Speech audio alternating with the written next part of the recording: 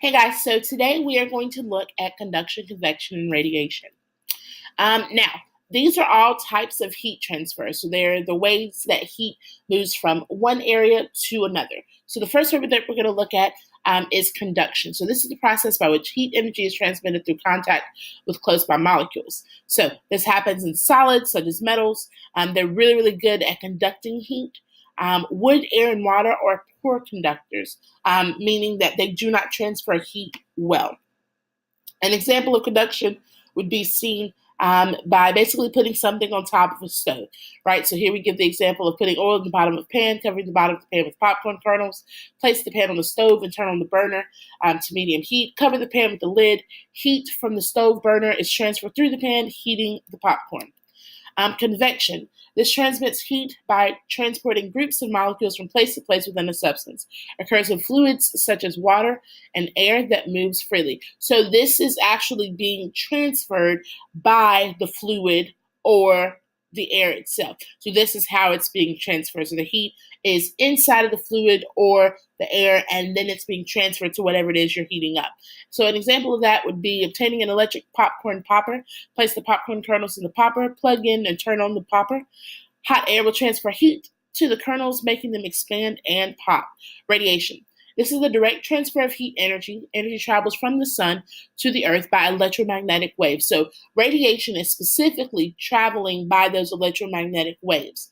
So an example of this now, radiation, of course, happens every day outside when we're looking at the sun and how it transfers heat to the earth.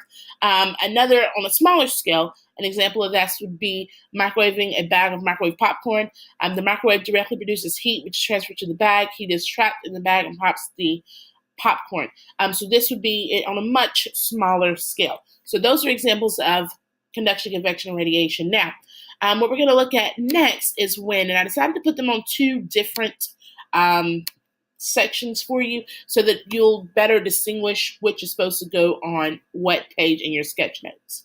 So, winds. Wind is the movement of air from high pressure to low pressure. Winds are caused by the unequal heating of Earth's surface. Winds are measured with an instrument called an anemometer.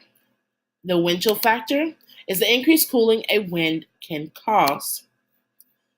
Local winds are caused by the unequal heating of Earth's surface in a local area, and global winds are caused by the unequal heating of the Earth's surface in a large area.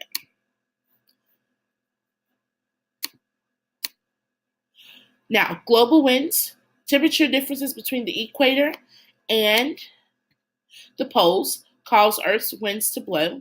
Because Earth curves, global winds do not follow a straight path. The Coriolis effect is the way Earth's rotation makes winds curve. So trade winds are located 15 degrees north and south latitude. Prevailing westerlies are located between 60 and 30 degrees north and south latitude. They blow from west to east. Polar easterlies blow cold air away from the poles. They meet the prevailing westerlies around 60 degrees. And the mixing of the polar easterlies and the prevailing westerlies has a major effect on our weather. And we're going to talk about that more during class. Now, we got two other ones here. We've got horse latitudes. Horse latitudes are located at 30 degrees above and below the equator where a calm belt forms. It's called the horse latitudes because sailors used to run out of food and water here because the wind stopped blowing and they had to throw their horses overboard. I know, very, very sad thought. So doldrums, these are regions of the equator with little or no winds because there's no temperature difference here. And we're going to talk about why that is. All right, guys, so we're going to stop here and we will look at more during class. Have a great evening.